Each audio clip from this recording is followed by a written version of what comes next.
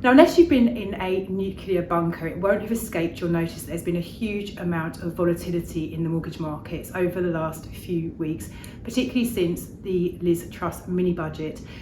So at Mortgages for Business, we're speaking to landlords every single day. Over the course of a period of months, we'll be speaking to hundreds and hundreds of landlords. So we really do understand the concerns that people are having in terms of not just actually the financial mortgage side of things, but also other legislative changes as well, which are coming onto the table, which are also giving landlords a real cause for concern. So we just wanted to have a kind of chat today. I'm really delighted to be joined by Gavin Richardson, our Managing Director, to really kind of just put some of those concerns that you have hopefully to bed, or at least give you some knowledge so you can make some really good informed decisions going forwards. So Gavin, let's start off with interest rates. What has been happening over the last few months and why? It's a big question. I think everyone's been shocked by the reaction of money markets to what's going on in the wider market, and in the mortgage industry. We are exposed to both the political and the financial markets. So there's been a reaction to the wider global economic crisis that's going on. Everything from the invasion of Ukraine to the rising cost of living, the rising cost of fuel, the rising cost of energy. And this directly correlates into the market's prediction of what interest rates may well do to combat the rising cost of inflation, and so on and so forth. So rates react to what the market thinks the economy is going to need to do to combat rising cost of living and inflation. Yeah. Swap rates are probably the most easily accessible barometer for us to actually work out what interest rates are going to do. And we've seen a rapid and shocking increase in interest rates in the last 6-7 months. Yeah. More interest rate rises than we've seen in the last 10 years. And we've seen it go to a fairly unprecedented scale of 0.25 to 2.25 in 6 months is dramatic. So mortgage rates have followed suit, and we've seen it across residential and buy-to-let, where the cost of funds and the pricing has been incredibly difficult to actually, for a funder or a lender, to put a stake in the ground and go, right, we're comfortable, we can price a funding line at this rate for this period of time. It's been nigh on impossible. So you've seen turbulence, I think is the politest way to put it. You've seen rates appear and disappear. You've seen pipelines appear and disappear, and who is affected is the client at the end of the line. And it's been incredibly difficult to maintain the status quo during a very turbulent period of time. Yeah. So we know interest rates have been going up. We understand why they've been going up. I think one of the things, I think people have become really aware of this since the mini budget, because obviously what we saw was the various very controversial announcements by Liz Truss and Kwasi Kwarteng. The money markets reacted incredibly badly, very, very uncomfortable with, I wouldn't say the plan, but the absence of a plan actually. Yeah. So the swap rates that you were referring to increased by just over 1% pretty much overnight. What's happening now, and how is it going to look going forwards? Yeah, I think it's worth recapping that the mini budget caused a shockwave.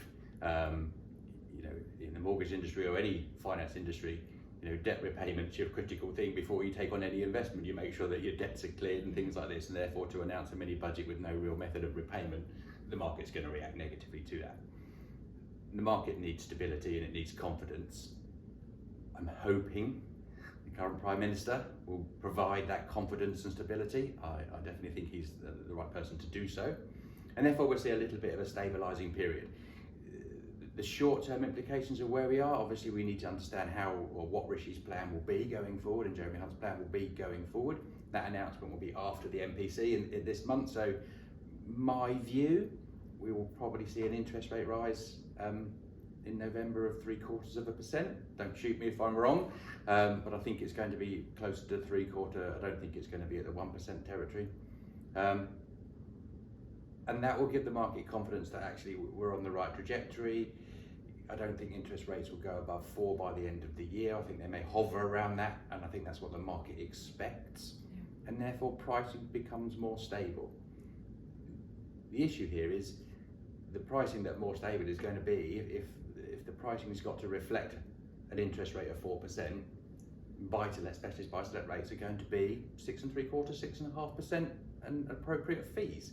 That's something that clients and landlords have not been used to for 10 years. So if we looked at the last 5 or 6 years and we gradually increased interest rates to this period, it would be the norm already. We've got there in a very short period of time, and that shock will settle down and it will become normal. We won't like it. We don't like it. But an acceptance and stability is what the market needs. And then clients, lenders, brokers, money markets can work out the cost of money and price effectively, and landlords can work out what they can and what they can't do, knowing the cost of money. Yeah, okay, great. So 0.75% on base in the next meeting, 4% by the end of the year. And then I think generally people are hoping that going into 2023, 4 to 4.5% of things are going to then just level out for a period of time.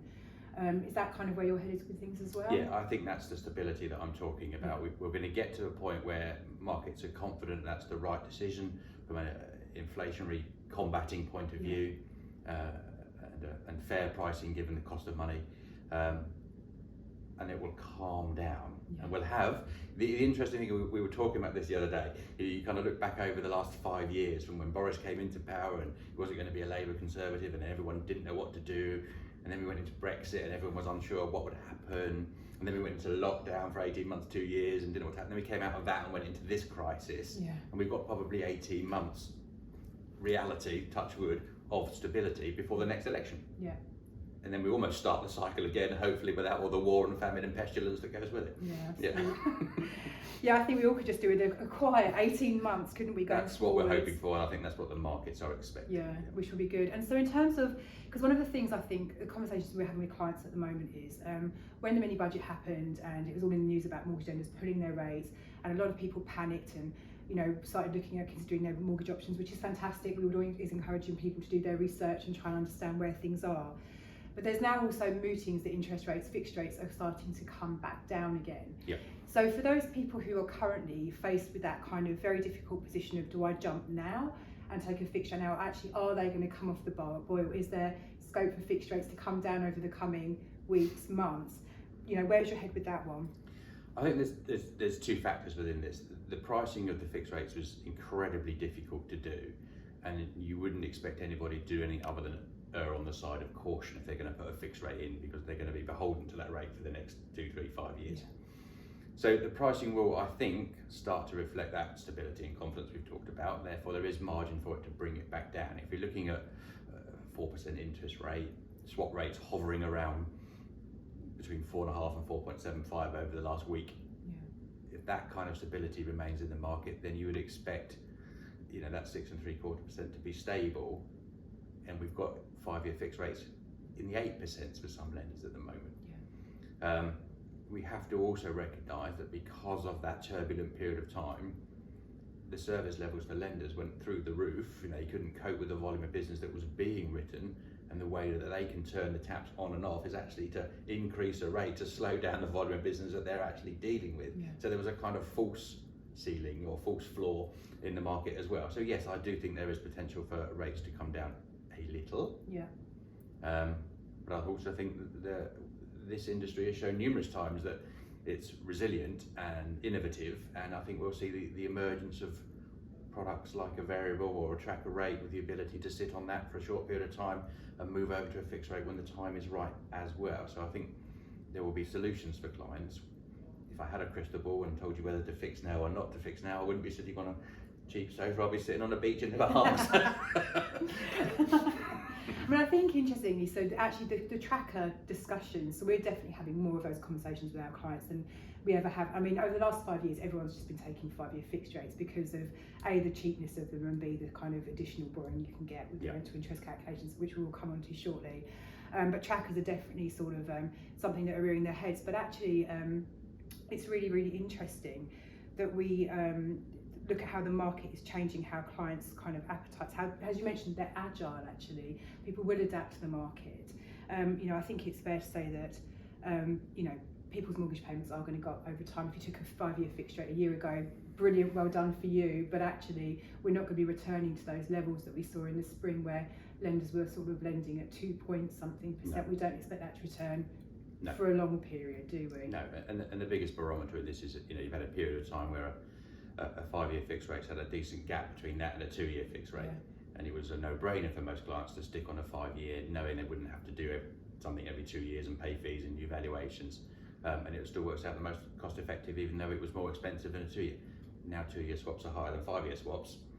2 years almost disappeared from the market for a fortnight, a month. So, it comes back to this message of stability. And I think that's a really challenging point for everyone to consider what they do next. But we are seeing, lenders wake up and become innovative again, and they haven't had to do that for the last 10 years because the product offering has been absolutely what clients want. Now we need to be creative. And I think actually just another thing in terms of people making decisions now. So one of the things that we often do in mortgages business, particularly in a period of time where interest rates may come down and off the boil, is when we do a mortgage application for a client, we will be letting the client know if that lender allows you to change the product during the application if the pricing were to reduce during that period of time. Now some lenders do allow it, some do allow it, but they will charge you a fee, and some do not.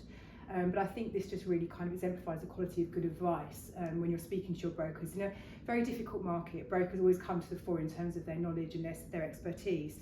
But actually, being able to deal with a broker who can say, look, this interest rate might be 0.1% more expensive, but the lender will allow you to enjoy the benefit of a reduction in rate during the application process if you haven't completed. So people can almost hedge their bets a little bit, can't they? Well, I'm clearly going to be biased about the reasons why you need to speak to a broker and deal with a broker. And I think it's not just the ability for the client to get a better relationship with someone that's professional and understands the market, hopefully with a good insight. That sourcing a loan which gives the client some flexibility, which meets their needs short term and long term, is critical. If we'd sat down and looked at every single loan that we've recommended and did it purely on, well, that's the cheapest rate, there would be hundreds of clients sitting in a trap at the moment with no ability to do a product transfer or further advance and things, and that's okay. Looks like good advice initially, but not understanding the client and what their future plans are is critical, more so now. And what his client's plans are, what they need to do, what considerations there should be in terms of their future plans, whether it's debt consolidation or raising finance or just stabilising or incorporating or any kind of plan. The broker has the insight and the knowledge and access to the lenders and a relationship with lender, which will help form and shape actually this lender might be appropriate for you because they will allow you to do or help you grow because this lender's very good but actually doesn't meet your needs after property 3 or 4 or 5. So the relationship with the broker is critical, and I'm going to obviously say that. Because it's right. Because it's right. Now in terms of going forward, so we've talked a bit about what we think might happen with fixed rates and base rate. How do you see house prices behaving over the coming 12 months or so? Yes, this is interesting because it's got geographical discrepancies within there as well. But as a whole, we've been fortunate over again the last 10 years to see house prices outstrip any other kind of growth. Whether it's wage growth or anything like that. So people who have invested in property have seen a capital appreciation in almost unprecedented terms, which is fantastic, and well done everybody. That's what we did it for. This year I think we'll probably finish the year probably around 7.5%, despite probably no growth in the last quarter. Next year I think because there's going to be so much uncertainty, purchase market is going to be challenging for a lot of people, affordability issues are going to be challenging for a lot of people, therefore it may slow down, and I think you may well see next year with no growth or potentially a slight decline or loss. But I don't think that's going to be more than 1.5% across the board.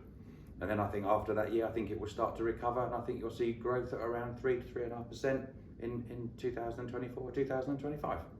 That's my genuine opinion across the UK market. And I think actually the research that we sort of look at from various other institutions is aligned with that as well. So I think what you're saying sort of is in in the spirit of everybody else. And I think actually there's a couple of really interesting points there to consider, isn't there? So first of all, for those people who've been kind of waiting for the housing market to tank, probably not going to happen. not to the extent people think it's going to. It's not suddenly going to be bargains all over the place. 30% people off. snapping up this. We are seeing some down valuations in some complex property types or some areas, and that's, you know, again borne about by nervousness potentially by the valuers, but also, you know, researching what those areas are currently doing, and that's prudent and appropriate. So there's always going to be areas which outstrip others. There's always going to be areas that continue to have a demand for property. You pick a university town in the UK, in the top 20 universities, and tell me where the house prices have fallen. Not going to find them at the moment. I don't think you will next year either. So research is critical. In terms of actually, if you're thinking about purchasing or holding on to property, that you've got the right market. And I think also the other thing is to say is that when we talk about, you know, reduction of, you know, on average across the whole of the UK, 1.5%, that's on the backdrop of growth. What is it this year? 10-12%. The previous year. So actually, the net position over a 3-year period, for example, the gains would be massive. And I think people can largely, unless you've obviously bought in the last few months, that'd be slightly different. But for those people who held the property for a period of time, the loss would be massively outweighed by the gains made over the longer period. Property as an asset class has normally performed incredibly well, and has continued to. And the risks involved with holding an asset with capital appreciation and that provides a good rental income, and therefore, you know, depending how you've got it structured, a regular income for you or delayed income for retirement. So as an asset class, I would be an advocate of property, clearly. And any investment has a peak and a trough and a cycle, and it's timing as well as time in to any investment you take. So most people take an investment mortgage for 25 years. And in that period of time, if you have 5 years of horribleness over 25, that's not a bad return on a long-term investment. Absolutely. And those additional 20 years will probably compensate quite comfortably. And you mentioned rents a few moments ago, which leads me nice way into your thoughts on rental yields. So we've all been hearing about, is buy-to-let dead, and landlords are running from the market and selling up and all this kind of stuff. You know, what are we seeing? What's going to happen with yields? Rental yields are really interesting because, you know, we go back 5 years and interest rates at 5 and 6%, and average rent in the market was 75% lower than it is currently, and the yields were good. You know, the average yields on UK property at the moment vary depending on the property type between I think that the research is around 5.25% for a vanilla straightforward buy-to-let, up to sort of 8.5%. And it used to be HMOs, houses of multiple occupation, and multi-unit freehold blocks with the higher yields because less risk, more properties, more tenants, as it were, and higher income. But now you're seeing the emergence of things like holiday lets come in and actually steal a margin over the larger multi-unit blocks. So the UK property market's got yields currently running between 5.25% and probably 8.5%. The challenging thing is if you're looking at mortgage interest rates now going north of 6%, somewhere between 6 and 7%, hopefully to stabilise, rental yields will naturally come down if you look at it purely as a net position. But what will happen to rent? Because there is a number of costs which landlords are suffering, and in most supply chains those costs are passed on to the consumer, and I can't see that not happening in the rental property market. Now there will be uproar because that's not fair, but in what other industry are costs not passed on? So I think rental increases are a natural fallout of higher interest rates. And interestingly, just moving on, so one of the things I just really wanted to kind of get your thoughts on are the impacts to landlords of the various, or kind of the fallout of the interest rate increases we've seen. And actually, talking about rents going up, it's probably worth now, because I think this is actually going to be a really big problem for some people going forwards, is the rental calculations and what's been happening there. Yeah, this is, well, I won't say ticking time bomb, but it is a real challenge. You know, the way that lenders calculate how much landlords can borrow is not just purely on, you know, how much affordability is there for the landlord. It's on the rent that the landlord receives, and then they have a complex or straightforward calculation based on their their income tax level, or their limited company or personal company status, or the type of property. And because of the way that rates have increased, the rental stress test has increased. The best indicator or best example you can give of this is a lender at the beginning of the year, nameless for this exercise, on their existing stress test at the beginning of the year. You could borrow on an average £250,000 property at a reasonable rent of £1,000 a month, 77% loan to value. In June, July, with a slight increase in their stress test, it went to 56% loan to value, and currently on their stress test it's 44% loan to value. So 33% reduction in borrowing on a current stress test. And that's going to, I was going to say destroy, is probably a tough word, damage the purchase opportunity for most people at the moment. You've got to find a large deposit simply to get that investment property. And if it's the right property, that's the right thing to do. There's no walking away from that. But there's a lot of fear around how this impacts on the remortgage market. Will lenders allow you to remortgage if you don't meet the stress test? And that's, again, an absolute critical A1. You need to talk to a broker, because they will understand which lenders do and can, and how they apply their rental income stress test, and who will follow the guidance of the PRA on how you apply a stress test on a remortgage. If you're borrowing like for like, for example, there's a number of examples where lenders should apply no stress test to that and allow you to do that, assuming you are a good client, you've not made mispayments, and they want to keep you as a client. They can interpret that guidance. There are solutions, but there is no walking away from the fact it currently has ramifications in the purchase market. Yeah, absolutely.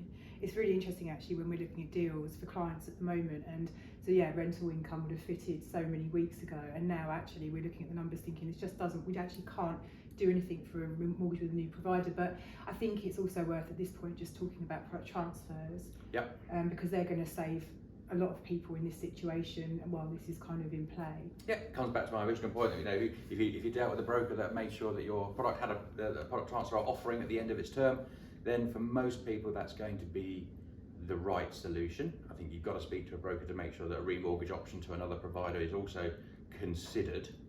And you've got to weigh that up with risks on valuations and things like that at the right time. So yeah, product transfers at the moment will be the easiest and quickest and right solution for most people coming into the remortgage market. But don't just jump into it thinking it's the only option. Speak and make sure you're aware of all your options before you jump. Okay, do the cheapest thing, it might always be the best thing, get the advice and make that informed decision and see what your options are. Then yeah, I think that's the right, and especially if you're a portfolio landlord, there might be more than one option available to you to actually get the right deal. Yeah, perfect, thank you. Okay, right, we're going to park mortgages now. As much as we love mortgages, they are our favourite. So what I want to just move on to is talking about the additional challenges now that landlords are facing. So I think because we're mortgage brokers, we are obviously incredibly focused in the mortgage market. And of course, you know, the increased cost in mortgage borrowing, the implications of underwriting is going to have a knock-on impact to many landlords. But actually there's far more going on for landlords than just mortgages at the moment, which are keeping them awake at night. So in terms of the other risks that they're facing, you know, what are these, and you know, how can landlords help mitigate these going forwards? I mean, there is a list. Yes, there is. The two biggest concerns, I think, for landlords that currently are the abolition of Section 21 and the no-fault eviction. And this needs to be considered properly if it's going to get anywhere near live. Because the reality of this is if you're a landlord and you can't evict a tenant for the right reasons, and you have to suffer a period of not receiving rent or having an impact on your income and portfolio, that's unfair.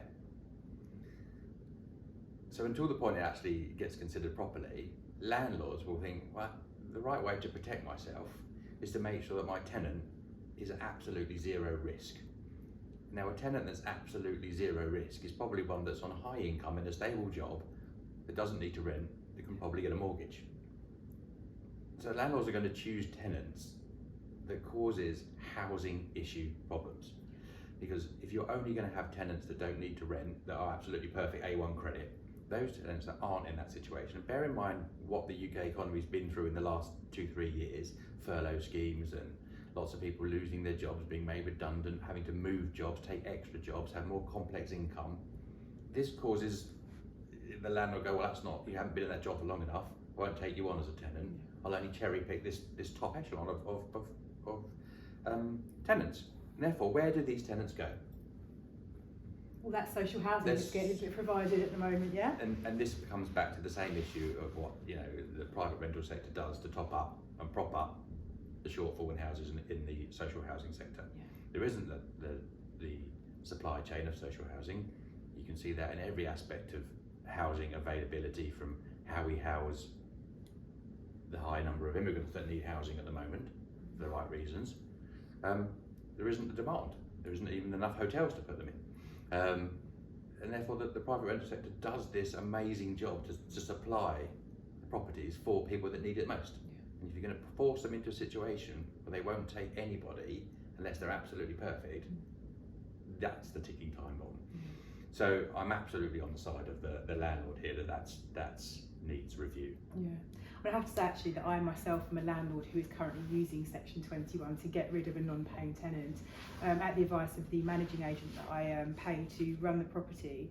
My tenants haven't been paying their rent, they've been uncontactable, and so the managing agent said, look, don't worry about evicting them, it's far too complicated going through the courts, just serve a Section 21 and they'll be gone in 2 months. You know, so we see this ourselves, don't we? We know how important this is to landlords, and you know, we can only just hope that with the new housing minister in situ, common sense is applied. Hopefully, yes. Yeah. So that's I think the biggest frustration or concern that the landlords have got, and then we've got the MEs of the EPC scenario coming down the road in 2025. So, you know, and the biggest concern here, I suppose, is for us is knowing that how many landlords don't know about it. Yeah.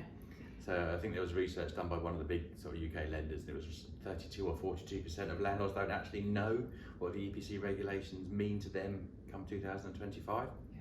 And then the costs, again, the landlords have to bear the cost of improving the property to get it to a C or above by 2025. Now this is applicable to new properties, and then becomes applicable to existing properties a couple of years later down the line as well. And the average cost of actually getting these properties right, who pays for it? The landlord swallows this cost. The government might put a cap on it of £10,000, and therefore it might become not eligible or exempt if you don't need to spend more than 10,000. But if you're a portfolio landlord and you've got a number of properties that all need £6,000, £7,000, £8,000, and stress tests are what they are, and you can't borrow more, then you need a big sofa to look down the back of to find this extra money. And it's, you know, landlords have been the cash cow of any government over the last 10, 15 years. And there needs to be a point where they recognise that housing is not a political issue, it's a social infrastructure issue, and landlords provide a really good service and therefore shouldn't be penalised, should be supported. Yeah. So there may be government intervention rather than government penalties, should we say. I think what's interesting with the... So we moved off mortgages and got political very quickly, sorry about that. Yeah, let's come away from the politics. So with regards to MEs, so I think that one of the things that we've been finding with a lot of landlords, so you're absolutely right, a lot of people don't really know what's going to happen, and actually because it hasn't been firmly ironed out yet, a lot of the kind of parameters that sit around this in terms of exemption levels, even the date's up for debate still, isn't it? So I think a lot of landlords are saying, well, actually I'm just going to kind of kick this down the road until we get a bit nearer and I know what's going on. But one of the things that we've been quite worried about is the number of borrowers who would not have the means to make the changes out of their own funds, who are then going to be relying on the equity in the property to borrow money to cover the cost of the works, who are then locked into a 5-year fixed rate, and so are going to be relying on being able to get a further advance from their existing lender. With a complicated stress test. Yeah, so I think there is going to be actually potentially a slight issue here for maybe some landlords who haven't. It's really difficult, isn't it? Because we're asking things people who should be planning for this, even though you're not entirely sure what you're planning for, but being mindful of the fact that these costs are coming down the road at you. Work on £10,000 if it's less or your exemption is smaller, happy days. Yeah. How are you going to pay for this? You know, how can you reliably get the money? Because if you haven't got the right EPC, you can't get the property, can you? No, and for want of sounding like a broken record, this is where you need to engage the brokers and work out your plan on how you're going to do this, what you need to do, research, preparation, organisation, all these types of things that the broker can help you with, to formulate how you solve the problem. Because as much as we'd like to be optimistic and say the problem might go away, these are commitments made which would be politically damaging if they were suddenly reneged on, I think. So I think we are going to face this issue, whether it's 2025, it might be delayed for another 6 months or 9 months where they deal with the raft of other issues that may be more pressing. I don't think it's going away. No, I agree. And you know, the other issues we mentioned about stress tests and how much you can borrow and how you can calculate it, and the lender service levels, you can't really start to consider this too late. Sooner the better. So far, I've just kind of reflected momentarily. This is all a bit doom and gloom, isn't it? Yeah. So, what opportunities? What's goods coming down the line? What can landlords be doing, planning for 2023? They can do, which is going to be positively impactful on their, income and portfolio. Yeah, I think we've seen it before that landlords are creative and they can work out what to do to actually maximise returns on properties. I think you are seeing more lenders come into providing things like refurb to let and bridging and short-term facilities to enable you to develop properties. We've seen a 15% increase in the number of bridging applications in the last kind of 6 months across the market. That's borne around by people who are taking advantage of permitted development rights and, let's call it, repurposing high streets. There's talk obviously about enterprise zones. We've got initiatives that will actually support development, and primarily, as much as there are opportunities to convert, develop, improve, add extra rooms, do the types of things to actually increase your own individual yields per property, the underlying message on all of this is, and it was Zoopla research that did it, I think the demand for rental property, i.e. people searching for rental property on Zoopla website, is up 142% year to date. Whereas the supply of properties coming to the market for rent is down 46. So the clearest example of where opportunity arises is there is an absolute shortfall of rental properties on the market, and there is an absolute spike in demand. If lockdown did one thing for the rental market, it proved that you can't live with mummy and daddy forever. Mummy and daddy don't want you to live there forever. So people need it, and we've seen demographic changes. We've seen people move out of cities, and we've seen people move back to cities. We've seen people need the extra room so they can work from home. We've seen change in demand from 1-bed flats to 2-bed flats to meet that kind of change in lifestyle. So the demand factor is the biggest bubble that we've still got, and I don't think that's going to change in the next 3 years, despite Gove coming back. Stay off the politics. Tried really hard. Okay, so I guess really just to wrap up, if you had one piece of advice for anyone watching this right now, what would it be? I think as an existing landlord, or if you're thinking about coming into the market, without again repeating the obvious message of you need to work and speak to a broker, any mortgage application or potential purchase, research is critical. Researching why you're buying, where you're buying, the right type and market is absolutely important. Again, brokers can help you decide upon that. Being organised, a mortgage application at the moment is a complex beast, and not getting it right first time doesn't have that effect. Well, okay, it doesn't matter, you do it again and it gets looked at. It goes to the bottom of the queue in the cycle of applications, and that really needs to be understood. It's the biggest frustration that we've got. We can submit an application to a lender. It might take them 10 days to look at it, and they go, well, you haven't sent this bit with it, or we haven't got this, or that you've missed one bank statement, or one this. And then you resubmit it, but it takes another 10 days. And that period of time, with what interest rates have done and how interest rates have moved, can cost you.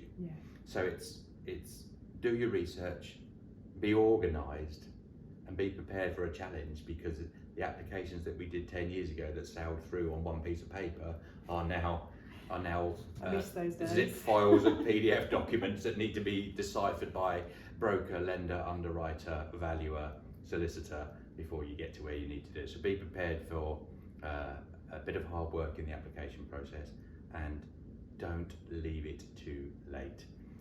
PTs, remortgages. You can start this application with most, not all, but most, up to 6 months in advance of that date expiring, your existing mortgage deal coming to an end. So start early. Brokers aren't going to turn you away because you come knocking on the door at 6 months to go, going, what should I need to do? We'll be grateful of that and support you to make sure it all goes through smoothly. So organisation, something like Boy Scout, don't know. If you be prepared, you're organised, and you work with the broker, then I think you'll get a smooth transition to what you need to do. Brilliant. Thank you, Gavin. Thank you. So thank you very much for joining us. We hope you found that helpful. And it's a very, very difficult time at the moment. We do think we're kind of in the real sort of bottom of how bad it's going to be, and things are going to start to improve. But if you've got any questions from watching this, do give us a call, 0345 345 6788. We have many very, very experienced brokers working at Mortgages for Business who would love to just have a conversation about any worries that you have, and put your minds to bed and maybe carve out an action plan for you to help you going forwards. But again, thank you very much for joining us, and take care. Thank you.